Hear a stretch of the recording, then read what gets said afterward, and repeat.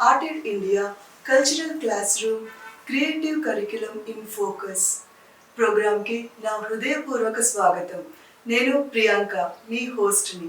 ఈ పాడ్కాస్ట్ మనకి సమర్పిస్తున్న వారు eastern eagle entertainment in association with Zee institute of media arts Hyderabad వారు. ఈ ఎపిసోడ్లో మనకు గెస్ట్గా వచ్చిన వారు శివరాం రెడ్డి, ప్రముఖ నాటక కళాకారుడు, దర్శకుడు అండ్ ఎన్నో వర్క్షాప్స్ కండక్ట్ చేసిన వారు. 200కు పైగా నాటక ప్రదర్శనలు ఇచ్చారు. ఒక మంచి అధ్యాపకుడు, విద్యార్థులను నాటక రంగం వైపుకు ప్రోత్సహిస్తున్నారు. నమస్కారం. మొదట మీరు ఎలా ప్రవేశించారు థియేటర్ అండ్ నాటక రంగానికి? మీ ప్రేరణ ఏమిటి సార్? చిన్న రూరల్ ఏరియా నుంచి వచ్చాను. మా ఊళ్ళో ఒక కథలు కానీ తర్వాత కులాలను నమ్ముకునే వృత్తుల వాళ్ళు వస్తుంటుండే. సో వాళ్ళని చూసినప్పుడు నాకు అనిపిస్తుండే, వాళ్ళ కథ చెప్తూ ఉంటుండే. వాళ్ళు చెప్పినప్పుడు చాలా ఇంట్రెస్ట్గా అనిపిస్తుంటుండే. ఒక చరిత్ర గురించి చెప్తూ ఉంటుండే. సో అదే టైం నేను స్కూల్ కూడా వెళ్తుంటుండే. సో స్కూల్లో చెప్పే పాఠాలు వింటూ, వాళ్ళు చెప్పేది వింటూ ఉన్న కొద్దీ నాకు సో సినిమాలు చూస్తుంటుండే నేను. సో అప్పటి నుంచి నాకు మెల్లమెల్ల ఒక యాక్టర్ అవ్వాలని చెప్పేసి ఒక చిన్నప్పటి నుంచి నాకు ఒక చిన్న కోరిక అనేది ఉంటుండే. సో నాది డిగ్రీ కరీంనగర్లో శివాని కాలేజ్లో అయిందనమాట. సో అక్కడ నాకు మాస్క్ ఇన్స్టిట్యూట్ అని ఒక చిన్న ఇన్స్టిట్యూట్ అక్కడ పెట్టారు 1 month వర్క్షాప్కి. అక్కడ డాక్టర్ జి కుమారస్వామి గారు థియేటర్ ఫ్యాకల్టీ రావడం జరిగింది. సో తను పిహెచ్డి చేసి లండన్లో కొన్ని పెద్ద పెద్ద యూనివర్సిటీలలో చదువుకొని అక్కడ క్లాసులు చెప్పి వచ్చేసాడు. సో నా లక్ ఏంటంటే ఆయన అక్కడ నేను చూసి ఆయన క్లాసులు చెప్పిన తర్వాత సో నేను కంప్లీట్గా థియేటర్లోకి వెళ్ళిపోయాను. అంటే నాకు నాటకం అంటే తెలియకపోతుండే. మనం వీధి కళలు ఈ వాళ్ళని చూస్తుంటాం కానీ పర్ఫెక్ట్ థియేటర్ అంటే ఏమో నాకు తెలియకపోతుంటుండే. సో అప్పుడు నేను థియేటర్లోకి ఎంటర్ అయ్యాను అనమాట. సో అలా చాలా బాగుంది మీ ప్రయాణం. అంటే ఎంతోమందికి ఇన్స్పైరింగ్గా ఉంది. ఒక గ్రామం నుంచి వచ్చి ఇంతమందిని ఇన్స్పైర్ చేస్తున్నారు. That's a very beautiful sir. So sir, ఈ విద్యార్థులని నాటక రంగంపైకి ఎలా మళ్ళించాలి? వాళ్ళ ఇంట్రెస్ట్ని, వాళ్ళకి ఆ కళలపై ఉన్న ఫోకస్ని ఎలా మళ్ళించాలి? ఓకే, మీ అనుభవం ఏమిటో? Okay madam. యాక్చువల్లీ నేను మాస్క్ ఇన్స్టిట్యూట్లో 1 month ట్రైన్ అయిపోయిన తర్వాత సో నాకు ఫిలిం అని ఉంటుండే. థియేటర్ అప్పటికి నాకు తెలియకపోతుండే. సో సార్ ఏం చేశారంటే నాకు ఇంకా ట్రైనింగ్ అవసరం అని చెప్పేసి నేను సార్ని అడిగితే ఇన్స్టిట్యూట్లలో అంటే ఫిల్మ్ ఇన్స్టిట్యూట్లలో లక్ష ఫీజులు కట్టాలి. సో నాకు సార్ ఎప్పుడు రిఫర్ ఏం చేశారంటే NSD national school of drama బెంగళూరులో నువ్వు ట్రై చేయని చెప్పారు. అక్కడికి వెళ్ళిన తర్వాత సో నేను చాలామంది అంటే సౌత్లో ఉన్నటువంటి తమిళనాడు, కేరళ, ఆంధ్ర, తెలంగాణ ఇలాంటి కొన్ని స్టేట్స్ నుంచి ఒక 20 మందిని సెలెక్ట్ చేస్తారు. ఒక 600 మంది 20 మంది సెలెక్ట్ చేస్తారు. సో అక్కడికి వెళ్ళిన తర్వాత థియేటర్కి ప్రాపర్ ట్రైనింగ్ ఇట్లా ఉంటుందా? మన స్టేట్లో ఉన్నటువంటి కల్చర్ యాక్టివిటీ నేను చూశాను. ఒక కథ కానీ, భాగవతులు కానీ, తర్వాత వీధి నాటకాలు వేసే వాళ్ళం కానీ, పెండారి వాళ్ళం కానీ, హరిదాసులం కానీ వీళ్ళని చూశాను. ఆడికి వెళ్ళిన తర్వాత కుడియాటం, యక్షగాన, తెయ్యం, తెరకుతు, పెపెట్రీ, మైమ్ ఇవన్నీ అక్కడ నేర్పిస్తున్నారు. సో అక్కడికి వచ్చిన వాళ్ళంతా కూడా ఎడ్యుకేషన్ కంప్లీట్ చేసుకుని, అలాగే డిగ్రీ కంప్లీట్ చేసుకొని మళ్ళీ తర్వాత ఆ కులాలు నమ్ముకున్నటువంటి ఎవరైతే ట్రెడిషనల్ యూత్ ఉంటారో వాళ్ళందరూ రావడం. సో వాళ్ళు కొంతమంది సినిమాలు చేసి వచ్చిన వాళ్ళు అయి ఉండడం. సో అక్కడ నాకు అర్థమైంది ఏంటంటే ఓకే, చదువుకున్న వాళ్ళకి ప్రాపర్గా థియేటర్ అనేది చెప్తే పిల్లలు అంటే వాళ్ళకి చాలామందికి ఇన్స్పిరేషన్ కొన్ని స్టోరీస్ ఉంటాయి, కొన్ని వ్యక్తులు ఉంటారు, సినిమాలు కానీ, పొలిటీషియన్స్ కానీ, తర్వాత ఏదైనా సరే ఏ రంగంలోనైనా సరే మనం వెళ్ళాలనుకుంటే మనకు ఒక బేస్ అవసరం. ఆ బేసే నేను థియేటర్ అంటాను. సో అలా ప్రతి ఒక్క పిల్లలకి థియేటర్ అవసరం. సార్, చాలా మంచి విషయం చెప్పారు. ఇన్ని కళలు ఉంటాయని ఇప్పుడే తెలిసింది. ఇలా ఈ థియేటర్ ఫిల్మ్ శిక్షణ ఇది నాటక రంగానికి కానీ, ఫిల్మ్ ఇన్స్టిట్యూట్ కానీ పిల్లలు ఆ వైపుకి, ఆ రంగం వైపుకి వెళ్ళాలంటే ఇది ఎలా సహాయపడుతుంది? యాక్చువల్లీ ఇప్పుడు ఏంటంటే మేడం, ఒకప్పుడు మనకి ఏంటంటే ప్రాపర్ ఎడ్యుకేషన్ ఉంటుండే. ఎడ్యుకేషన్ అంటే Telugu, Hindi, English, maths, science, social. So మనకు సైన్స్లో ఏంటంటే మనకి ప్రకృతి గురించి కానీ, తర్వాత ఎక్స్పెరిమెంటల్ ప్రయోగాల గురించి కానీ సైన్స్లో ఉంటుంది. సోషల్ ఏంటంటే మన చరిత్రల గురించి ఉంటుంది. మనం ఎక్కడైతే మన జర్నీ ఎట్లా స్టార్ట్ అయింది, రాతి యుగం, ఈ యుగాల గురించి చెప్పుకుంటూ సోషల్లో వస్తుంటుంది. తెలుగు అంటే మన భాష గురించి మాట్లాడుతూ ఉంటాం. కానీ ఎక్కడైతే మనం పిల్లలకి వీటన్నిటిని కలిపి మనం ప్రాక్టికల్ ఎక్కడ చేయగలుగుతాం? సబ్జెక్ట్లో అయితే ప్రాక్టికల్ చేయలేము. సైన్స్కి ప్రాక్టికల్గా ఉంటుంది, తెలుగుకి ప్రాక్టికల్ ఉండదు. పద్యం చెప్పాలి, రాయాలి అంతే. కానీ ఎప్పుడైతే మనం థియేటర్లోకి వచ్చిన తర్వాత చదువుకున్న సైన్స్ని, సోషల్ని, పద్యాల్ని కలిపి ఒక రంగస్థలం పైన మనం ప్రదర్శించడానికి అవకాశం ఉంటుంది. అప్పుడు మనకి ఏంటంటే నేర్చుకున్నప్పుడు పిల్లలకి అనుభూతి అనేది వస్తుంది. ఓ ఇది అంటే ఇట్లా చేస్తే ఇట్లుంటుంది, ఈ పాత్ర ఇట్లుంటుంది, ఈ పని ఇట్లుంటుంది, ఈ వృత్తి ఇట్లుంటుంది, ఈ కళ ఇట్లుంటుంది. సో నా వృత్తి ఏంటి, నేను ఎక్కడి నుంచి వచ్చాను, నేను వృత్తిలో మాది ఫర్ ఎగ్జాంపుల్ నేను రైతు కుటుంబం నుంచి వచ్చాను, కొంతమంది ఉగ్గుకథ కుటుంబం నుంచి వస్తారు, కొంతమంది ఇంకొన్ని కులాల నుంచి వస్తారు. వాళ్ళ కుల వృత్తిని ఇంకెట్లాగా డెవలప్ చేయొచ్చు, ఆర్ట్ని ఎట్లా డెవలప్ చేయొచ్చు, సో ఇంకా ముందుకు తరాలకి ఇది ఎలా అందియొచ్చు. సో కంప్లీట్గా అందరూ ఏంటంటే చదువుకున్న తర్వాత నేను బిజినెస్ చేయాలి, జాబ్ చేయాలి అనుకుంటుంటారు డబ్బు కోసం. కానీ మన వృత్తుల్ని, మన కల్చర్ని కాపాడుకోవడం కూడా ఈ థియేటర్ నేర్పిస్తుంటుంది. That's wonderful sir, that's wonderful. మీరు 20 పైగా వర్క్షాప్స్ని కండక్ట్ చేశారు కదా. ఈ వర్క్షాప్స్ వల్ల విద్యార్థుల నైపుణ్యాలు, వాళ్ళ కమ్యూనికేషన్ స్కిల్స్, వాళ్ళకి ఇప్పుడు గ్రూప్ డిస్కషన్స్ అంటూ ఉంటాయి కదా, అవి ఎలా పెంపొందిస్తాయి? చాలామందికి ఇంటర్నేషనల్ స్కూల్స్ అని చెప్పేసి వచ్చేసాయి. అక్కడ అన్నిటికీ మనకి ఇంటర్నేషనల్ స్కూల్స్లో మనం ఫీజులు పే చేస్తాం కాబట్టి వాళ్ళకి అన్ని యాక్టివిటీస్ ఉంటాయి. కానీ ఒక ఊర్లో చదువుకొని దాని తర్వాత ఒక టౌన్లోకి వెళ్ళి తను చదువుకున్నప్పుడు ఏంటంటే ఊర్లో ఉన్నటువంటి వాతావరణం టౌన్లో ఉండదు. వాడు లోన్లీగా ఉంటాడు, అంటే అందరితో మింగిల్ కాకపోతుంటాడు. సో నేను అట్లాంటి స్పేస్ని చూజ్ చేసుకొని వాళ్ళకి థియేటర్ యాక్టివిటీస్ అని చెప్పేసి ఒక వర్క్షాప్ కండక్ట్ చేశాను. సో థియేటర్ ప్లే అప్పుడు మనకి ఏంటంటే ఇంట్రడక్షన్ ఉంటుంది, అంటే ఒకరినొకరు మాట్లాడుకోవడం, పలకరించుకోవడం, తర్వాత ఒక సీన్ చెప్తే వాళ్ళు ఇంప్రూవేషన్ చేయడం, సో అందరు కలిసి గెట్ టుగెదర్గా వర్క్ చేయడం, ఒక సీన్ డిజైన్ చేసుకోవడం. సో వాళ్ళు ఏంటంటే ఎదుటి వాళ్ళు ఉన్నటువంటి వాళ్ళు ఏ వ్యక్తిత్వం నుంచి ఉన్నారు, నేనే వ్యక్తిత్వంలో ఉన్నాను, వాళ్ళ ఇష్టం అనేది ఎట్లా, వాళ్ళు ఎట్లా ఆలోచించగలుగుతాను, నేను ఎట్లా ఆలోచిస్తున్నాను, సో నేను వాళ్ళకంటే ఎక్కువ ఎలా ఉండాలి, వాళ్ళు ఆలోచించే విధానం ఎట్లా ఆలోచించాలి, ఎట్లా వర్క్ చేయాలి, అంటే షేరింగ్ బ్రెయిన్స్ వర్క్ చేస్తూ ఉంటాయి. వాన్ బ్రెయిన్ ఎట్లా ఉంటుంది, వీడి బ్రెయిన్ ఎట్లా ఉంటుంది, ఇద్దరు కలిసి వర్క్ చేస్తే ఎలా అవుతుంది. ఇప్పుడు ఒక ఫర్ ఎగ్జాంపుల్ మేడం నేను ఏమంటానంటే ఒక ప్రోడక్ట్ తయారు కావాలి అని అంటే ఒకరి దగ్గర తయారు కాదు, మల్టిపుల్ వర్క్స్ చేయాలి, చాలామంది వర్క్ చేస్తే ఒక ప్రోడక్ట్ తయారవుతుంది. అలాగే ఒక ప్లే తయారాలన్నా, ఒక థీమ్ తయారు కావాలన్నా ఒక పర్సన్ తోటి కాదు, సో చాలామంది బ్రెయిన్లో నుంచి ఆలోచన నుంచి ఒక ప్రోడక్ట్ తయారవుతుంది. అలా విద్యార్థులందరూ ఏకమైపోయి ఒక ప్రోడక్ట్ తయారు కావడం, వాళ్ళందరూ ఏకం కావాలి, అంటే అక్కడ యూనిట్ తయారవుతుంది. సో అలా పిల్లల్ని మనం థియేటర్లో యూనిట్గా చేయగలుగుతాం. ఇప్పుడు సామాజిక, పర్యావరణ, ఆధునిక ఇలాంటి సమస్యల్ని మీరు ఈ వర్క్షాప్లో నేర్పిస్తారా? అంటే ఇవి విద్యార్థుల నైపుణ్యాలని ఎలా పెంపొందిస్తాయి? Already we have discussed about things which you have just now told us. That's a wonderful. ఇప్పుడు ఏంటంటే సామాజికంగా, పర్యావరణ పరంగా, ఆధునిక పరంగా, రైట్, ఇలాంటి వర్క్షాప్స్ ఎలా మనకి విద్యార్థుల నైపుణ్యాలను పెంపొందిస్తాయి? మనం చూస్తున్నప్పుడు నేను చిన్న ఉన్నప్పుడు నేచర్ అనేది చాలా బాగుంటుండే. విలేజ్లలో మేడం అంటే గుడిసెలు వేసుకునేవాళ్ళు, అంటే ముంటి కూడా పందిర్లు కానీ గుడిసెలను వేసుకుంటారు. అప్పుడు నేను మా నాన్న చేనుకాడికి, అంటే మా ఊరు పక్కన ఒక ఫారెస్ట్ ఉంటుండే, జంగల్ ఉంటుండే, అక్కడికి వెళ్ళి మేము కట్టెలు తీసుకొస్తుంటాం. మా నాన్న కట్టెలు కొడితే నేను కూడా కట్టెలు కొట్టాను. మా నాన్న చెప్తున్నాను నాకు, అరే ఎప్పుడైనా సరే ఒక కట్టెను కొట్టేటప్పుడు ఒక 3 ప్యాకెట్ కొట్టాలి అంటుండే, ఎందుకంటే అది మళ్ళీ ఎగురిస్తుంది కాబట్టి. ఆ కట్టెలు తీసుకొచ్చేటప్పుడు సైకిల్దారులు, పిల్ల సైకిల్ అంటే వాళ్ళు ఉంటుండే, వాళ్ళు ఆపుతుండే, డబ్బులు తీసుకుని కొట్టనీయకపోదురు. సరే చెట్లు కూడా తప్పు కదని చెప్పేసి కొంతమంది కొట్టకపోయేవాళ్ళు, ఆపేవాళ్ళు. ఇప్పుడున్న సిచ్యువేషన్లో కొండల్ని తెప్పిస్తున్నారు, అంటే అడవులను నాశనం చేసేస్తున్నారు. పొల్యూషన్ స్టార్ట్ అవుతుంది, వ్యవసాయం నుంచి పొల్యూషన్ స్టార్ట్ అవుతుంది. అంటే వ్యవసాయం ఉన్నటువంటి ప్రకృతిని పెంచుకుంటున్నాం, దాన్ని ఫెసిలిటీ చేస్తున్నారు, అక్కడ నుంచి పొల్యూషన్ నాశనం అవుతుంది. దాని తర్వాత వాహనాలు వాడుతున్నారు, అంటే విచ్చరుడు ఒక వాహనం ఉంటే సరిపోతుంది, 4 వాహనాలు ఉంటున్నారు. సో ఇలాంటిది అవేర్నెస్ కావాలి జనాలకు అని చెప్పేసి మనం కరీంనగర్లో అమ్మ అవని ఒక నాటకం చేసాం, రసనంజర్ నుంచి. పిల్లలకి పర్యావరణం ఎంత ఇంపార్టెంట్, మనకి దాన్ని ఎట్లా కాపాడుకోవాలి. అప్పుడే మేము చేస్తున్నప్పుడే లాక్డౌన్ స్టార్ట్ అయింది. 2020లో మేము ప్లే చేస్తే 2070లో 2080లో ఏ స్థాయికి వెళ్ళిపోతాం. నేను ఒక 10 ఏళ్ళలోనే చాలా చేంజెస్ చూశాను. ఇంకొక 30-40 ఏళ్ళలో ఇంకే స్థాయికి మనం వెళ్తాం.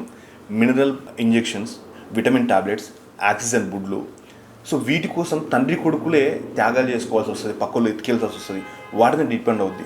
అలాంటి సిచ్యువేషన్ని మనం పిల్లలతోటి ప్లే చేయించేసి మనం జనాలు చూపించాం. అంటే పర్యావరణాన్ని మనం కాపాడుకోకపోతే మనం ఆ సిచ్యువేషన్కి వెళ్తాం. అప్పుడు డబ్బులు ఉండవు, తిండి ఉండదు, ఎక్కడో చిన్న చిన్న టాబ్లెట్స్ వేసుకొని, చిన్న చిన్న ఇంజెక్షన్స్ వేసుకొని బతకడం కోసం వాటిని వాడతామనే సిచ్యువేషన్ తెచ్చుకోవద్దు అనేది ఒక ప్లే చేసాం. అంటే కంప్లీట్గా పిల్లలకి ఇప్పుడే మనం ఎలా వాడాలి, వనరులను ఎట్లా వాడుకోవాలి, ఎట్లా పెంపొందించుకోవాలి, ఎట్లా సంరక్షించుకోవాలి, అది కూడా మనం ఒక నాటకం ద్వారా వేసి చూపించడం జరిగింది. Truly well said sir, truly. Actually ఈ కాలంలో పర్యావరణం అనేది చాలా చాలా చాలా చాలా మనం కాపాడుకోవాల్సిన అవసరం ఉంది. ఈ ఇండస్ట్రియలైజేషన్ వీటి అన్నిటి వల్ల నిజమే సార్ మీరు అన్నట్టు ఒక్కొక్క ఇంటికి 3 కార్లు, 4 కార్లు, 2 బైక్లు ఇప్పుడు చాలా కామన్ అయిపోయింది కదా సార్. మీరు చేసిన కరీంనగర్లో చేసిన ఆ ప్రోగ్రామ్ నిజంగా ఎంతో మందికి భవిష్యత్కి దారి చూపిస్తుంది. నిజమే సార్, మనం మన సహజ వనరులను కాపాడుకోవాలి. Truly well said Shivaram sir, I appreciate for that. And ఇప్పటి విద్యా విధానంలో సార్ ఈ థియేటర్, ఈ కళలు అనేది ఎంతవరకు అవసరం? మేడం దీని మీద కూడా మనం ఒక ప్లే చేసాం. యాక్చువల్ ఏంటంటే నేను దానికి టైటిల్ అనాగరికత అని పెట్టుకున్నాను, బట్ కాకపోతే అది చాలా మంది రీచ్ కాదని చెప్పేసి ఒక తాతయ్య కూడా పెట్టాను నేను. ఒకప్పుడు నాకు ఏదైనా అవుతుందంటే ఆయుర్వేదిక్ తోటి తయారు చేసినటువంటి ఒక ఊరు ఒక పెద్ద మనుషులు ఉంటుండే. అక్కడికి పొద్దున్న ఎర్లీ మార్నింగ్ అందరూ పరిగెడుపుని వెళ్ళి వాళ్ళు పోసిన ఆకుపసర దాగి ఇంత బియ్యం బుక్కి, అంటే చేదు ఉంటుంది కదా, బియ్యం బుక్కి తేనె తినేసి వచ్చేస్తుంది. అదొక 1 వీక్లో అట్లా క్యూర్ అయిపోతుంటుంది. సో ఇప్పుడు ఏమైందంటే ఆ విధానం మారిపోయి కమర్షియల్ అయిపోయింది. దాన్ని ఏం చేసినట్టే మెడికలైజేషన్ హాస్పిటల్స్లో ఫ్రీగా ఇవ్వాల్సింది కమర్షియల్ అయిపోయింది. They want money. సో చదువుకి అంటే గూడెంలో ఉన్నటువంటి జీవితాలకు తోడు చేసుకుంటే తాతయ్య గూడెంలో ఒక ఎడ్యుకేషన్ చదువుకున్న వ్యక్తి ఇప్పుడు చాలామంది చదువుకొని నిరుద్యోగులుగా ఉంటున్నారు. సో నిరుద్యోగం ఉన్న వ్యక్తి ఒక ట్రైబల్ అంటే విలేజ్ని డెవలప్ చేయడానికి వెళ్తూ ఉంటాడు, గూడెం డెవలప్ చేయడానికి వెళ్తా ఉంటాడు. ఆ గూడెంలో డబ్బు అవసరం లేకుండా వాళ్ళు ఎలా జీవిస్తున్నారు, వాళ్ళ పెళ్ళిళ్ళు ఎట్లా జరుగుతూ ఉన్నాయి, వాళ్ళ జీవన విధానం ఎట్లా ఉంది. అరే ఇంత చదువుకొని నేను హైదరాబాద్లో ఉన్నా వేరే దేశంలో ఉన్నా కూడా నేను ఒక వాటర్ బాటిల్ కొనుక్కోవాలంటే 30 రూపాయలు ఖర్చు పెట్టాల్సి వస్తుంది. అరే అడవిలో నీళ్ళు ఫ్రీగా దొరుకుతున్నాయి, వాళ్ళు ఎటు వెళ్తున్నారు, వేటకి వెళ్ళి మాంసం తెచ్చుకుంటున్నారు, ఫ్రూట్స్ తింటున్నారు, హ్యాపీగా జీవిస్తున్నారు, పైసా ఖర్చు లేదు. కానీ వాళ్ళకి కావాల్సింది ఏంటంటే గొడవలు పెట్టుకోకుండా ఉండి వాళ్ళ జీవితాన్ని సుఖమయం చేసుకోవడం. మనకేంటుంటుందంటే మనం గొడవలు ఉండవు, ఏముండవు, లైఫ్లో సాటిస్ఫాక్షన్ అనేది ఉండదు, అంటే హ్యాపీనెస్ అనేది ఉండదు. సో దాన్ని కంపేర్ చేస్తూ ఒక చదువుకి గూడెంలో ఉన్నటువంటి వాటికి అంటే ఫ్రీగా వస్తున్న వాటికి అంటే వనరులు కాపాడుకొని మనం చదువుని కాపాడుకొని ముందుకెళ్తే ఎలా ఉంటుంది, అంటే 2 మిక్స్ అయిపోతే ఎలా ఉంటుంది, దాన్ని కూడా మనం ప్లే చేసాం. దాన్ని తాతయ్య కూడా మనం ఒక దాంతో ప్లే చేసాం మనం టైటిల్ పెట్టేసి. సో చదువుకున్న యువతకి చదువు వైపు వెళ్ళిపోయి కమర్షియల్గా కాకుండా మనం అంటే మన వెనుక తరాలు ఎలా ఉన్నాయి, మనం వాళ్ళకి వెళ్ళి ఆలోచిస్తే మనం ఎలా ఈ వాటిని మనం ప్రొడక్ట్ చేసుకోవచ్చు. విద్యా విధానమే కానీ తర్వాత కమర్షియలైజేషన్, కమర్షియల్ కాకుండా ఎక్కడ కూడా. అంతకుముందు మనకు చేబదులు అని ఉంటుండే, మీరు ఇది ఇస్తే నేను ఇస్తా, మా దగ్గర బియ్యం ఉన్నాయి, మీ దగ్గర పప్పు ఉంది, ఇవన్నీ ఎక్స్చేంజ్ ఉంటుండే. కానీ ఇప్పుడు అట్లా కాదు, డబ్బు ఉందా తీసుకోవాలి. సో వాటికి డెఫినేషన్ చేస్తూ మనం ప్లే చేస్తాం. వెరీ నైస్ సార్, తాతయ్య Gudem. So very nice sir, good to no. మనం నిజంగానే ఓల్డెన్ డేస్లో ఏది ఇంత కాంపిటీషన్ ఉండకపోయేది. నిజమే, ఇప్పుడు మీరు చెప్తున్నట్టు అడవిలో వెళ్తే ఫ్రీగా వాటర్ దొరుకుతుంది ఎక్కడికి వెళ్ళినా కూడా. కానీ ఇప్పుడు ఈ కాంపిటీషన్ వల్ల సో విద్యా విధానం కాస్త మారాల్సిన అవసరం ఉందంటారా సార్? సో ఇప్పుడు నూతన విద్యా విధానం వచ్చింది కదా, NEP, national educational policy. So దాని ద్వారా ఈ కళలు, నటన, దర్శకత్వం ద్వారా ఎలా మన విద్యార్థుల విద్యా విధానాన్ని మార్చవచ్చు? మేడం ఇవేంటంటే ఎక్కువ ఇందాక మనం చెప్పుకున్నాం ఇంటర్నేషనల్ స్కూల్స్లలో ఇవన్నీ ఎక్కువ ఉన్నాయి. సో గవర్నమెంట్ స్కూళ్ళలో ఇప్పుడు కొన్ని గురుకులాల స్కూళ్ళలో కానీ, ఫైన్ ఆర్ట్స్లో కానీ, తర్వాత ట్రైబల్ వెల్ఫేర్లో, సోషల్ వెల్ఫేర్లో కొన్నిటిలో మాత్రం ఈ యాక్టివిటీస్ అంటే ఏవైతే ఉన్నాయో మ్యూజిక్ కానీ, సంగీతం కానీ, థియేటర్ కానీ ఇప్పుడు కొద్దిగా ఇంట్రడ్యూస్ అవుతూ ఉన్నాయి. సో ఎప్పుడైతే విద్యా విధానంలో మనం ఫస్ట్ చెప్పుకున్నాం మేడం, ఒక ఆత్మతోటి అంటే లైక్ ఒక మనస్ఫూర్తిగా మనం పనిచేయాలి, అది కరువైపోయింది. సో ఇప్పుడు ఏంటంటే కంపల్సరీగా థియేటర్ అనేది మన చరిత్ర గురించి కానీ, మన ముందున్న తరాలకి మన ఉనికిని గురించి చెప్పాలని అంటే ఖచ్చితంగా కమర్షియల్స్ కాకుండా ఉండాలంటే ఖచ్చితంగా థియేటర్ అనేది అప్లై చేయాలి. ఇప్పుడు కొంచెం మన గవర్నమెంట్లో ఇంకా మార్పులు రావాలి. చాలా మంది థియేటర్ చేసిన వాళ్ళు ఉన్నారు, చదువుకున్న వాళ్ళు ఉన్నారు, PhD చేసిన వాళ్ళు ఉన్నారు, MA చేసిన వాళ్ళు ఉన్నారు.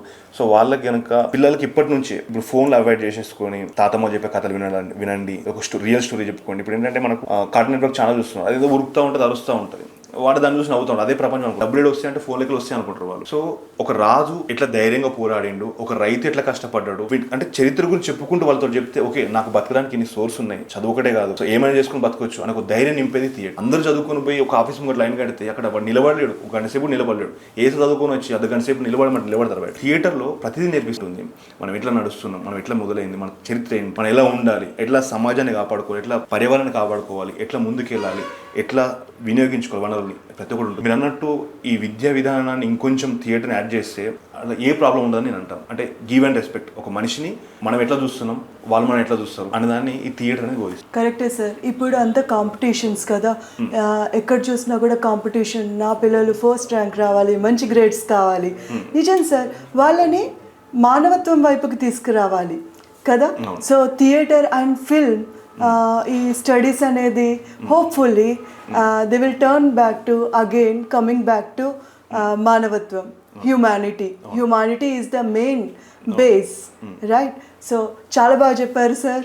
అండ్ ఈ యువ నటులకి, విద్యార్థులకి మెయిన్గా వాళ్ళకి ఫిల్మ్ దర్శకత్వం వైపుకి వెళ్ళాలంటే, నటనా రంగం వైపుకి వెళ్ళాలంటే వాళ్ళకున్న సవాళ్ళు ఏంటి సార్? మేడం, ఏదైనా సరే ఇప్పటికి మనకి ఆర్ట్ నుంచి రావాలి. నేను ఒక డైరెక్టర్ కావాలి, ఒక డిఓపి కావాలి, ఒక యాక్టర్ కావాలి. సో మనకి ఏంటంటే ఏదైనా సరే నేర్చుకుంటేనే వస్తుంది మేడం. ఇప్పుడు థియేటర్ చేయాలనుకుంటే ప్రాపర్ ఎవరు దానికి టైం ఇచ్చి స్పెండ్ చేసేంత లేదు. సో థియేటర్ని ఆదరించే వాళ్ళు, స్టేజ్ కావాలి. మనకు థియేటర్ ప్లే చేయాలంటే ఒక స్టేజ్ కావాలి, చాలా స్పేస్ కావాలి, లైట్లు కావాలి. సో థియేటర్ నేర్చుకుంటూ సినిమాలకు వెళ్ళాలంటే కొంచెం ఎక్కువ మంది చూస్తారు, విజిబిలిటీ ఎక్కువ ఉంటుంది. నాటకాన్ని నేర్చుకుంటూ సినిమాలు ట్రై చేయడం చాలా easy. So theatre and film రెండు కొలాబరేట్ అయితే ఒక నాటకాన్ని మనం చేయడానికి 30 రోజులు పడుతుంది. ఆ నాటకాన్ని స్టేజ్ మీద చేసిన తర్వాత దాన్ని మనం ఆర్టిస్ట్ ఎట్లా ట్రైనింగ్ అయిపోతూ ఉంటారు. దాన్ని ఫిలిమిక్గా చేసి, ఒక ఫిలింగా చేసి దాన్ని మనం రిలీజ్ చేసి చాలా మంది రీచ్ అవుతుంది. సో రెండు కొలాబరేట్ అయితే బాగుంటుంది అనుకుంటున్నాను సార్. ఈ నాటక రంగం ద్వారా విద్యార్థులలో ఎలా కాన్ఫిడెన్స్ పెంపొందించవచ్చు? ఇందాక మనం చెప్పుకున్నాం మేడం, థియేటర్లో ప్రపంచం ఒక నాటక రంగం, అందులో అందరం మనం పాత్రదారులం అని చెప్పేసి చాలా మంది చెప్తూ ఉంటారు, పెద్దలు చెప్తూ ఉంటారు. సో సబ్జెక్ట్ చదువుకుంటే ఒక సబ్జెక్ట్ గురించి ఉంటుంది, బుక్ నాలెడ్జ్ ఉంటుంది. అంటే బుక్ని నేను చదువుకున్నప్పటి నుంచి చాలా మంది సిలబస్ చేంజ్ అయిపోయినాయి మేడం. కొత్త బుక్స్ వస్తూ ఉంటే పాత బుక్స్ పోతూనే ఉంటున్నాయి. సో థియేటర్లో జీవితం గురించి చెప్తారు, ఒక బతుకు గురించి చెప్తారు, నువ్వు ఎలా బతకాలని చెప్తారు, అంటే స్ట్రగుల్స్ నేర్పిస్తూ ఉంటారు. ఇందాక మనం చెప్పుకున్నట్టు కథల్లో ఒక రాజు ఎట్లా పోరాడిండు, ఒక రాజుని ఎట్లా సాధించుకున్నాడు, రాజుల్లో ప్రజలు ఎంత మంచిగా హ్యాపీగా చూసుకున్నాడు అనే ఒక మంచి కథ అయితే, ఒక రాజు మూర్ఖుడైతే ఎట్లా ఉంటుంది, తన రాజ్యం కోసం ఎంతమంది బలి చేసుకున్నాడు, అప్పుడు మనకు అర్థమైపోద్ది. ఓకే, ఒక మంచి రాజుగా బతకాలన్నా, ఒక మూర్ఖ రాజు లెక్క బతకాలన్నా, అసలు బతకడం అంటే ఎలా, ఎన్నో రకాలుగా బతకొచ్చు.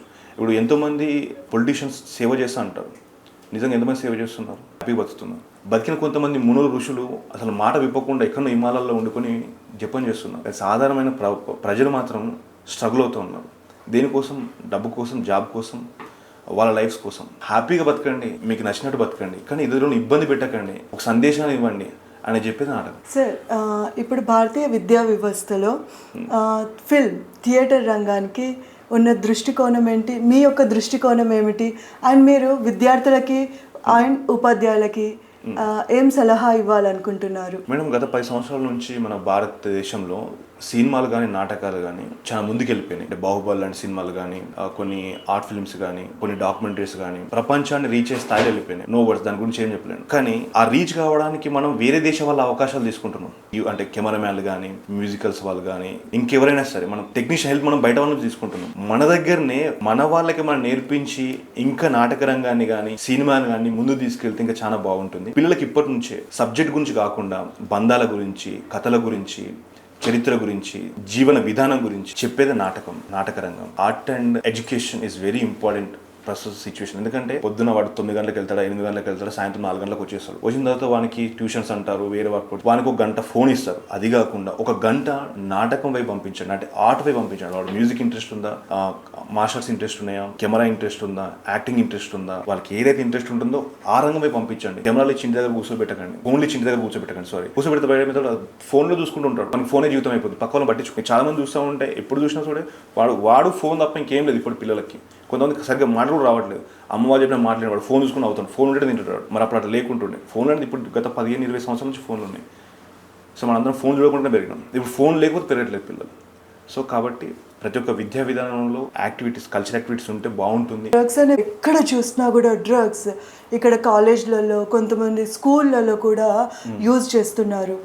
సో సార్ ఏమంటారు, ఈ థియేటర్, నాటక రంగం అనేది విద్యలో ఒక భాగం చేస్తే సో పిల్లలు ఏమైనా మార్పు చెందే అవకాశం ఉందా? ఉంది మేడం. ఇప్పుడు ఒక్కటి మేడం, నా డౌట్ ఏంటంటే డ్రగ్స్ అంటే ఏంటి మేడం? మత్తు. అవును సార్. సో మత్తు అనేది ఏంటిది? ఒక రిలాక్సేషన్ కోసం తీసుకునేది. నేను ఊళ్ళో ఉన్నప్పుడు కొంత పోగ నవ్వేటోళ్ళు, సుట్ట తాగేటోళ్ళు, కళ్ళు తాగేటోళ్ళు, చెట్టు నుంచి వచ్చిన పువ్వును బట్టి కాసి సార తాగేటోళ్ళు. అది ఎప్పుడు ఒక మనిషి శారీరకంగా అలసటకు గురైనప్పుడు, ఒక నిద్ర వేళలో తను తీసుకొని ఒక మంచి ప్రశాంత నిద్ర తీసుకునేటప్పుడు, అది పెద్దేజ్ వాళ్ళు. మీరన్నారు ఇంతకుముందు చదువుకునే యువత అంటున్నారు. ఆ యువత ఎందుకు తీసుకోవాలి మేడం? అసలు డ్రగ్స్ అంటే ఇప్పుడు చాలా విధాలుగా తయారు చేసారు డ్రగ్స్ని. అంటే బిజినెస్. మన పేరెంట్సే పిల్లల్ని నువ్వు ఇది చదువు, ఇదిగా నీ జీవితం ఇట్లా ఉండాలి, వాడు కారుగా ఉన్నాడు, వీడు ఇట్లున్నాడు, అట్లున్నాడు అని కొన్ని కారణాలు అయితే పిల్లలు ఇమాజినేషన్ ఒకటి, ఇందులో ఏదో ఉంది, ఇలా చేయాలి, ఇలా ఉండాలి. సో వీటన్నిటికీ ప్రాపర్ అయినటువంటి ఒక అవేర్నెస్ లేకుండా ఇప్పుడు మనం ఒక పోస్టులు చెప్పేస్తారు, ఒక పొలిటీషియన్ చెప్తాడు, నా రాష్ట్రాన్ని నేను డ్రగ్స్ రహిత రాష్ట్రంగా చేస్తా అంటాడు.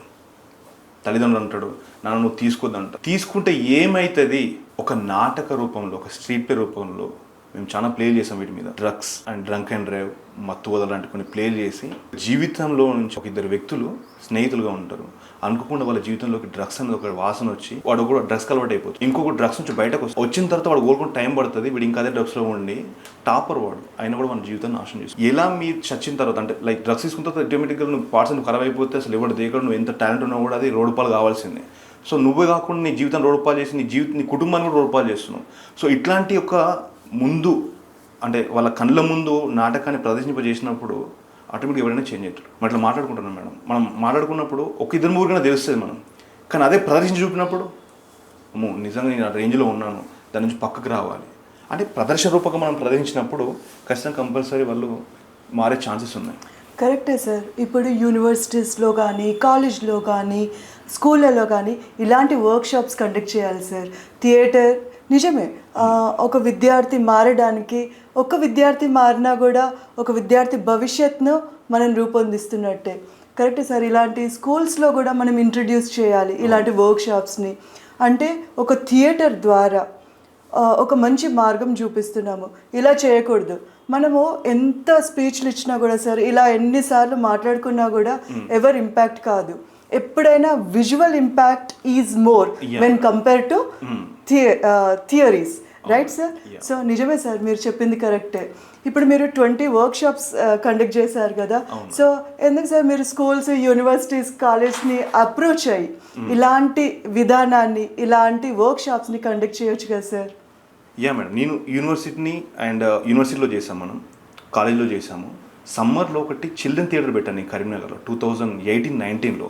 అప్పుడు ఏంటంటే పబ్జీ అనేది చాలా మహమ్మారిగా తయారైపోయి చాలామంది పిల్లల్ని అడాప్ట్ చేస్తుంది. సో వాళ్ళకి తింటున్న ఫోన్ కావాలి, లేకపోతే స్కూల్లోకి వచ్చిన తర్వాత ఫోన్ యూజ్ చేసుకొని స్టడీ అవర్స్ అయిపోయిన తర్వాత పబ్జీ ఆడడం ఇలాంటివి చేస్తుండే. సో నేను దీని మీద పబ్జీ క్విట్ SR అనే ఒక ప్లే చేశాను నేను. సో పిల్లల్ని వాళ్ళకి థియేటర్ యాక్టివిటీ చెప్పిస్తూ ఇంప్రూవైజేషన్ చెప్పి, బాడీ మీద వర్కౌట్ చేయించి, యోగా క్లాసులు చెప్పి, దాని తర్వాత వాళ్ళతోటి మీరు ఎట్లా ఆడుతున్నారు పబ్జీ, మీరు ఎట్లా చేస్తారు, సో దానివల్ల ఏమేమి ప్లేస్లు ఉన్నాయి, ఏమేమి మైనస్లు ఉన్నాయి, వాళ్ళతో చెప్పించాను. వాళ్ళకి టాస్క్ ఇచ్చాను, వాళ్ళ యూనిట్గా మంచి పబ్జీ ఆడారు. సో దాని తర్వాత నేను వాళ్ళకి ఏం చెప్పాలనుకున్నాను, పబ్జీ ఆడిన తర్వాత మీ బ్రెయిన్ ఎట్లా అవుద్ది, మీరు వింటారా అమ్మ మాట? వినరు. సో ఆ టైంలో నీ కళలు వస్తుంటాయి కదా, ఎట్లయితే నీ కళ ఎట్లా వస్తుంది అని వాడు పబ్జీ ఆడుకుంటూ వాడు కత్తి పట్టుకొని వాడు కిచెన్లో వెళ్ళిపోవడం, వాడే కోసుకుని రేంజ్ దాకా వస్తాడు వాడు. సో అప్పుడు పిల్లలు తొక్కలేదు తప్పు కాదు, పేరెంట్స్ కూడా తప్పే, ఫోన్లు ఇవ్వడం తప్పు. మనం లాస్ట్ ఒక డాక్టర్ తోటి మనం మెసేజ్ ఇప్పించినాం. సో పిల్లలు అంతగా అడిక్ట్ అవ్వడం కారణం ఏంటంటే మీ యొక్క అత్తమామ కానీ తల్లిదండ్రులు కానీ మీ దగ్గర లేకపోవడం. ఆ మెసేజ్ ఇవ్వడం వల్ల చాలామంది ఏడ్చిన వాళ్ళు కూడా ఉన్నారు. లైక్ మా పిల్లలు నిజంగా ఇట్లా తయారవడం కారణం మేమే. వాళ్ళకి ఫోన్లు ఇచ్చి మా లైఫ్లో మేము పడిపోయినాం, డబ్బు సంపాదించాలని చెప్పేసి వాళ్ళు జాబ్కి వస్తూ ఉంటారు. ఇంటికి వచ్చిన పిల్లలు టైంపాస్ కొని ఫోన్లు వాడుతూ ఉంటారు. సో అట్లా చాలామంది ఆ టైంలో చనిపోయిన వాళ్ళు ఉన్నారు. పబ్జీ ఆడేవాడు నిద్ర లేచి వెళ్ళిపోయి ఎక్కడ వాడు చనిపోయిన ఉన్నాడు. కొంతమంది వాళ్ళే సైకిల్గా మారిపోయి పొడుచుకొని చచ్చిపోయిన వాళ్ళు ఉన్నారు. సో ఇలా తల్లిదండ్రులతో పాటు మీ తల్లిదండ్రులు లేకపోవడం వల్ల మీ పిల్లలు ఇలాంటి మాధ్యమాలకు అలవాటైపోయి ఇలా చిన్న వయసులో వాళ్ళకి ఏం తెలియకుండా చనిపోతున్నారు అని చెప్పిన తర్వాత చాలామంది రియలైజ్ అయిపోయి పిల్లలు కూడా ఇక మేము ఫోన్లు వాడమని చెప్పేసి ఫోన్లు పక్కన పెట్టేసుకొని థియేటర్ యాక్టివిటీ చేసుకోవడం. చాలామంది ఇప్పుడు కరీంనగర్లో నాటకాలు వేస్తూ యూట్యూబ్ ఛానల్లో మంచి అంటే స్కిట్లు చేస్తున్న వాళ్ళు కూడా ఉన్నారు. సో ఇలాంటి ఒక మెట్టు మనం థియేటర్ నుంచి చేసినాం, తెలంగాణ ఎథ్నిక్ థియేటర్ సొసైటీ నుంచి. అంతకుముందు నేను 2014 నుంచి 18 వరకు ఒక 10 సంవత్సరాలు దగ్గర అంతకుముందు కూడా ప్లానెటరీలో వర్క్ చేశాను. ప్లానెటరీలో థియేటర్ మేనేజర్ వర్క్ చేశాను, ప్రొడక్షన్ మేనేజర్ వర్క్ చేశాను. దాని తర్వాత నేను ఓన్గా తెలంగాణ ఎథ్నిక్ థియేటర్ సొసైటీ స్థాపించి స్కూల్లో పిల్లలకి కానీ సమ్మర్ క్యాంప్ పెట్టినప్పుడు కానీ, స్కూల్లో అయితే మనం ఇంకేంటంటే ఎడ్యుకేషన్ చేస్తున్న పిల్లలకి ఏంటంటే నేను ఏదో కావాలి, హైదరాబాద్ పోవాలి, లండన్ పోవాలి, అమెరికా పోవాలి, ఒక మంచి సాఫ్ట్వేర్ జాబ్ తెచ్చుకోవాలనుకుంటున్నాను. ఇప్పుడు చూసి కదా మేడం సాఫ్ట్వేర్ కోడ్ ఎట్లా ఉన్నాయి, మంచి ఎక్స్పర్ట్స్ని తీసేస్తున్నారు. సో నేను నా కుల వృత్తిని ముందుకు తీసుకెళ్ళాలి, దాన్ని కొత్తగా ఎట్లా చూపించాలి. ఇప్పుడు మనకు ప్లాస్టిక్ బాటిల్ వచ్చినాయి మేడం, అదే ప్లాస్టిక్ బాటిల్లో మనం ఒక మట్టితో తయారు చేసిన పాత్రను ఇప్పుడు సేల్ చేసి ఎట్లా ఉంటుంది, చల్లగా ఉంటుంది సమ్మర్లో. ఇలాంటి నైపుణ్యం నేర్చుకోండి అని చెప్పేసి మనం శిక్షణ ఇచ్చి తాతయ్య గుడి అని ఒక ప్లే చేసాం. తర్వాత వాలీబాల్ అని ఒక నాటకాన్ని, ఒక ఎన్విరాన్మెంటల్ ప్లేని చిత్రపురి కాలనీలో కొంతమంది అంటే థియేటర్ల నుంచి సినిమాలకు వెళ్తున్న వాళ్ళని కొలాబరేట్ చేసుకొని చిత్రపురికాలను కొండను తవ్వి కూడా మనం వాలిబద నాటకాన్ని వాళ్ళ కళ్ళ ముందు ప్రతిబింబించలేగా సెట్లను వేసి చేసినటువంటి రోజులు కూడా ఉన్నాయి మేడం. చాలా బాగా చెప్పారు సార్. సామాజికంగా, ఆధునికంగా, పర్యావరణ పరంగా కూడా ఈ థియేటర్ చాలా ఇంపాక్ట్ చూపిస్తుందని చెప్తున్నారు. చాలా మంచి విషయాలు చెప్తున్నారు సార్. చాలా థ్యాంక్స్. అండ్ సార్, ఇప్పుడు ఎన్ఈపి పాలసీలో ఈ థియేటర్ విద్యా విధానాన్ని ఎలా ఇంక్లూడ్ చేయొచ్చు మీ పరంగా? అంటే విద్యార్థులకు అర్థం కావాలి, అలా అధ్యాపకులు కూడా అంటే ట్రైన్డ్ అధ్యాపకులు కావాలా, ఉన్న అధ్యాపకులకే ట్రైనింగ్ ఇచ్చి ఈ థియేటర్ రంగం ఒక సబ్జెక్ట్గా పెట్టాలా? మీ ఒపీనియన్ ఏంటి సార్? చాలామంది ట్రైన్ అయినటువంటి థియేటర్లో పిహెచ్డీ చేసిన వాళ్ళు ఉన్నారు, డ్యాన్స్లో ఉన్నారు, మృదంగంలో ఉన్నారు, తబల్లో ఉన్నారు, భరతనాట్యంలో, కూచిపూడిలో, ఇంకా చాలా వాటిలో పిహెచ్డీలు చేసి ఎంఏలు చేసి చాలామంది ఖాళీగా ఉన్నారు. సో వాళ్ళు ఖాళీగా ఉన్నా కూడా వాళ్ళ లైఫ్ని చాలా ఉన్నతంగా తీర్చిదిద్దుకుంటున్నారు. సో ఇప్పుడు వేరే వాళ్ళకి ట్రైనింగ్ ఇచ్చి పెట్టాల్సిన అవసరం లేదు. ఉన్న వాళ్ళకి మనం ఉపాధి కల్పించి పిల్లలకి థియేటర్ బోధన చాలా అవసరం. థియేటర్ అంటే సకల కళల సమూహమే నాటక రంగం.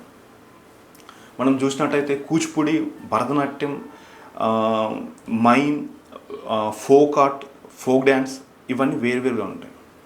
ఎప్పుడైతే నాటకం చేస్తున్నప్పుడు నాటకంలో మాట ఉంటుంది, ఆట ఉంటుంది, బాడీ మూమెంట్ ఉంటుంది, డ్యాన్స్ ఉంటుంది, ప్రతి ఒక్కటి కూడా కలిపి థియేటర్లో ఉంటుంది. సో ఫస్ట్ ఆఫ్ ఆల్ ఒక విద్యార్థి ఏదో ఒక రకంగా ఎంగేజ్ అవుతూ ఉండాలి. నాట్ ఓన్లీ స్టడీ, చదువుకుంటూ కూడా ఒక హ్యాబిట్ ఉండాలి. అది స్పోర్ట్స్లో వెళ్తాడా, డ్యాన్స్లో వెళ్తాడా, నాటకంలో వెళ్తాడా, యోగా వెళ్తాడా, అంటే మన శరీరాన్ని, మన ఆత్మని మమేకం చేస్తూ, అంటే కాన్సన్ట్రేషన్, ఫోకస్ చేస్తూ వాళ్ళు ముందుకెళ్ళే విధంగా బిజీ చేయాలి. ఆ బిజీ చేయాలంటే ఆర్ట్ అండ్ ఎడ్యుకేషన్ చాలా అవసరం.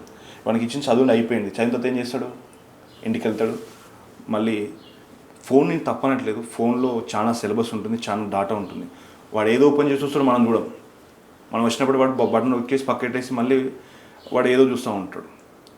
సో కాబట్టి ఫస్ట్ వాడిని ఒక ఏజ్ వచ్చే వరకు కల్చర్ తోటి, ఆర్ట్ తోటి, స్పోర్ట్స్ తోటి వాడి బాడీని ఎంగేజ్ చేసినట్టయితే వాడు చదువుకున్న చదువుకి ఒక 25 years తర్వాత వాడు ఏం కావాలన్నా కూడా, ఏమైనా కూడా దేశాన్ని సంరక్షించే విధంగా తయారవుతాడు తప్ప కానీ వాడు చెడలవాట్లకి పోడు అని నమ్ముతున్నాను.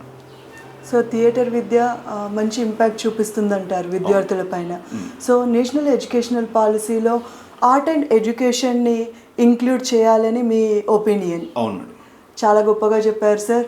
Very nice sir. Good to know. Very good information we're getting from this podcast sir. చాలా బాగా చెప్పారు సార్. నిజమే సార్, ఎప్పుడైనా కూడా థియరిటికల్గా మనం చెప్తే నిజమే సార్, ఎక్కువ ఇంపాక్ట్ ఉండదు. అఫ్ కోర్స్ వాళ్ళు నేర్చుకుంటారు, బట్ కొన్ని రోజుల తర్వాత మర్చిపోతారు.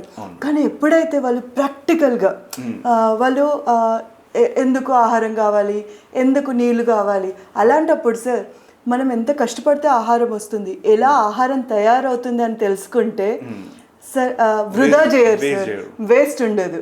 రైట్, చాలా బాగుంది సార్. ఇంకోటి మేడం, ఇప్పుడు అందరు దురంధర్ సినిమా గురించి మాట్లాడుకుంటాం, పార్ట్ 1, పార్ట్ 2.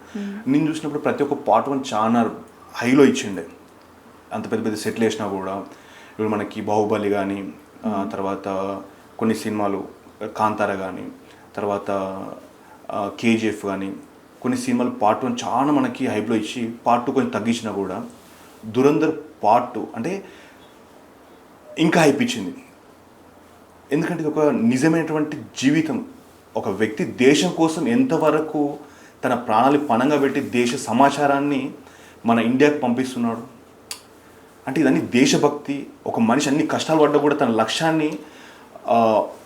లక్ష్యం తను కాపాడుతుంది. అంటే ఇవన్నీ కూడా మనం ఒక ఆర్మీకి అయితే ఎట్లా శిక్షణ ఇస్తారో థియేటర్లో అట్లా శిక్షణలు ఉంటాయి, నాటకంలో అట్లా శిక్షణలు ఉంటాయి, నాట్యంలో అట్లా శిక్షణలు ఉంటాయి. మన సొసైటీకి డాక్టర్, రైతు, ఆర్మీ ఎంత ఇంపార్టెంటో ఒక నటుడు కూడా అంత ఇంపార్టెంట్. ఎందుకంటే మనకి బుక్లో చెప్పింది ఎవరు చదవరు, చదివిన కూడా ఇమాజినేషన్ చేసుకునే రోజుల్లో ఇప్పుడు ప్రతిదీ కూడా విజువల్గా చూపించినప్పుడే అరే ఇంత స్ట్రగుల్ అయిందా, లైఫ్ అంటే ఇంత స్ట్రగుల్ ఉంటుందా, ఇంత స్ట్రగుల్లో కూడా వాడు నిలబడంటే దట్ ఈస్ ద హీరో. నేను కూడా నా జీవితాన్ని ఒక స్ట్రగుల్లో ఉన్నా కూడా ఒక హీరోగా నిలబడాలి అని అంటే నేను కొంచెం స్ట్రాంగ్గా ఉండాలి. నిజమే సార్. దురంధర్ మూవీ చూసిన తర్వాత చాలామంది నేను ఆర్మీలోకి వెళ్ళాలి, ఐ మీన్ రా ఏజెంట్ కావాలి అని చెప్పేసి చాలామంది అనుకుంటున్నారు. అంటే చిన్న పిల్లల దగ్గర నుంచి ఆ ఇంపాక్ట్ ఉంది sir, just because of movie, right? Theatre, ఒక నటన, ఒక ఫిల్మ్ ఎంత ఇంపాక్ట్ చూపిస్తుంది అంటే 4 years 5 years babies also discussing about Dhurandhar movie. ఎందుకంటే ఆ యొక్క నటన, ఆ యొక్క దర్శకత్వం, ఆ యొక్క కథ, రైట్? సో చాలా బాగా చెప్పారు సార్, నిజమే. ఇంకోటి మేడం, ఇప్పుడు నాటకాలు వేసే రోజు రిహార్సల్ రోజులు లేవు. ఒక నాటకం వేయాలంటే 40 రోజులు రిహార్సల్ చేయాలి, 1 hour చేస్తాం. సో ఇప్పుడు ఏంటంటే నాటకాల నుంచి అంటే అప్డేట్ అవ్వకుండా వచ్చింది సినిమా కానీ, తర్వాత మనకి టీవీలు కానీ, తర్వాత వార్తాపత్రికల నుంచి, తర్వాత మనకి జర్నలిజం కానీ, వార్తలు కానీ, ఇప్పుడు ప్రతిదీ కూడా మనకి ఇన్స్టిట్యూట్ నుంచి బయటకు వచ్చిన వాళ్ళు సినిమాల వైపు వర్క్ చేసుకోవచ్చు, సీరియల్ వర్క్ చేసుకోవచ్చు, తర్వాత మీడియా వర్క్ చేసుకోవచ్చు. ఒక సినిమా బయటకు రావాలన్నా, ఒక వార్త బయటకు రావాలన్నా 100 మందికి పని ఉంటుంది. ఆ 100 మందికి పని కావాలంటే ఇలాంటి కొన్ని ఇన్స్టిట్యూట్స్ని డెవలప్ చేసుకొని ఇన్స్టిట్యూట్లో శిక్షణ తీసుకున్న ఒక పిల్లలకి కానీ, ఎవరైతే ఇంట్రెస్ట్ ఉన్న వాళ్ళకి చాలా అవకాశాలు ఉన్నాయి. అందరూ జాబ్ వైపు వెళ్ళి సాఫ్ట్వేర్ ఇవైతాం అని కాకుండా కొంతమంది ఆలోచించి సో సమాజాన్ని కొంచెం కాపాడుకుంటా, మంచి సమాచారాన్ని ప్రజలకు చేరవేస్తా, నా నుంచి ఒక మంచి సందేశాన్ని ఇస్తా అని అనుకుని వచ్చే వాళ్ళకు కూడా ఇండస్ట్రీ రూపంలో అన్నీ రెడీ ఉన్నాయి. సార్, జనరల్గా ఇండస్ట్రీకి రావాలంటే కొంత డబ్బులు డిమాండ్ చేస్తారు, లేకుంటే యువ నటులు కానీ, లేకుంటే క్యారెక్టర్ ఆర్టిస్టులు కానీ, లేకుంటే థియేటర్లో పార్టిసిపేట్ చేయడానికి కానీ డబ్బులు కట్టాలి, ఇలాంటి ఒక అపోహ ఉంది. దాని గురించి మీరేమంటారు? అవును మేడం, డబ్బులు కట్టాలని అపోహ అని కాదు, అది వాస్తవం ఉంది. ఎందుకంటే కొంతమంది కొలాబరేట్ అయ్యి మూవీ చేస్తూ ఉంటారు, అది ఎక్కడిదాకా ప్రయాణం జరుగుతుందో కూడా తెలియదు. ఎందుకంటే మధ్యలో చాలా మంది చేతులు మారాల్సి ఉంటాయి, కొంతమంది కొన్ని ఆఫీస్ తిరగాల్సి ఉంటాయి. ఆవిడ డబ్బు అయిపోయి ఆగిపోయిన వాళ్ళు కూడా కొంతమంది ఉంటారు. కొంతమంది ఏంటంటే దీన్నే బిజినెస్ చేసుకొని సో అవకాశాలు ఇస్తామని చెప్పేసి డబ్బులు తీసుకొని కనపడిన వాళ్ళు కూడా కొంతమంది ఉంటారు. సో మనం బెటర్ ఆలోచించి అడగడం ఇంపార్టెంట్ ఎక్కడైనా సరే. ఇప్పుడు మనం ఏదైనా బయట కూడా జరుగుతుంది, నేను సాఫ్ట్వేర్ కంపెనీలో పెట్టిస్తా అని చెప్పేసి డబ్బులు తీసుకొని వాళ్ళు కనిపించకుండా ఉన్నాయి, కొంతమంది పెట్టించిన వాళ్ళు ఉన్నారు. ఏ రంగంలో అయినా సరే మోసమే జరుగుతూ ఉంది. అది కొంచెం ఆలోచించుకొని ఇన్వెస్ట్మెంట్ చేస్తే బెటర్. చాలా బాగా చెప్పారు శివరామ్ సార్. ఈరోజు మాతో ఇంత మంచి అనుభవాలు, ఇంత మంచి విలువైన మీ యొక్క అనుభవాలను పంచుకున్నందుకు అండ్ ప్రేరణిచ్చే శిక్షణలు మీరు కండక్ట్ చేస్తున్నందుకు, అధ్యయనాలు మీరిచ్చే వర్క్షాప్స్ నిజంగా సూపర్ సార్. మీకు మా హృదయపూర్వక శుభాభినందనలు. మీరు ఇంత మంచి సమాచారాన్ని మాతో పంచుకున్నందుకు, మా వ్యూవర్స్తో పంచుకున్నందుకు చాలా thanks sir. Yes, we will implement these kind of education in our education system, right? Theatre is very, very important, sir. Today you have discussed with us many things. Now hats off. Thank you so much. Thank you, madam. So ఇంత మంచి అవకాశాన్ని, ఇంత మంచి platform కల్పించినటువంటి eastern eagle ఎంటర్టైన్మెంట్స్కి, అదేవిధంగా జీమా వాళ్ళకి ప్రత్యేక ధన్యవాదాలు. Thank you so much.